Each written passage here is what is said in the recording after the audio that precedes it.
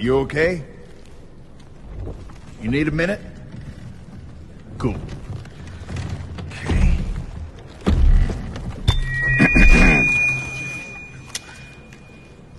Listen up, people. I know a thing or two about extinction. And let me tell you, and you'd kind of think this would be obvious, going extinct is a bad thing. And driving yourselves extinct? In 70 million years, that's the most ridiculous thing I've ever heard. At least we had an asteroid. What's your excuse?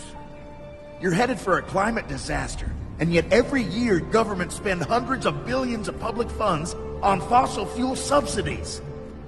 Imagine if we had spent hundreds of billions per year subsidizing giant meteors. That's what you're doing right now. Think of all the other things you could do with that money. Around the world, people are living in poverty. Don't you think helping them would make more sense than, I don't know, paying for the demise of your entire species? Let me be real for a second. You've got a huge opportunity right now. As you rebuild your economies and bounce back from this pandemic, this is humanity's big chance. So here's my wild idea. Don't choose extinction. Save your species before it's too late.